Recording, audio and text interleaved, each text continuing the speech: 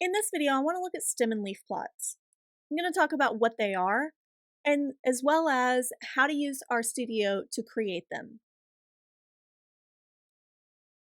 Stem and leaf plots are helpful because they do retain more information about the data than histograms do. However, there is much less flexibility in selecting the bins. So to build a stem and leaf plot, we essentially break our data up into two pieces. The stem is the beginning digits, it's the start of the number. And the leaf is going to be the first of the remaining digits. So let's look at a quick example to understand this a little bit better. Here I have a stem and leaf plot.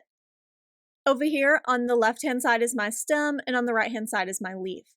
And so if I look at this first row, what this is saying is I have a data point of 160 because I have 160. I have a data point of 170, 167, the 167.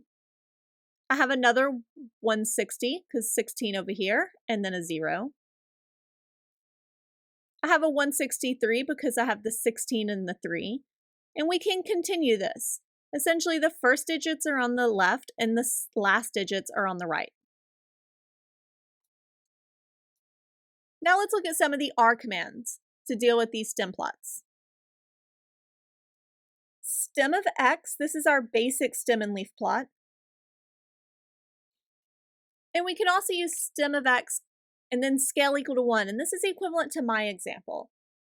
So let's look at an example and see the difference between these two.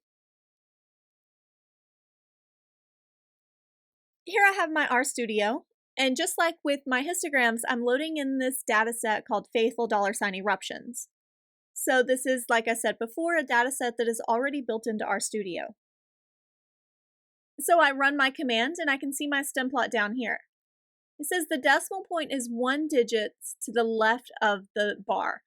So in other words, when I said before that I had the numbers 160, 167, 160, 163, that actually wasn't technically correct. It was actually 1.60, 1.67, 1.60, 1.63, etc. And this is telling us exactly where that decimal point belongs.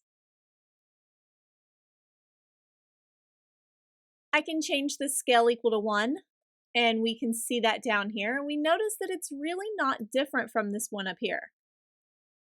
So most of the time, we don't need to specify the scale, but you may want to play around with that number and see how this plot changes. In addition, I can use this question mark stem, and that'll tell me all about this and what we need to know about the different arguments we can use and different things that we might need to know.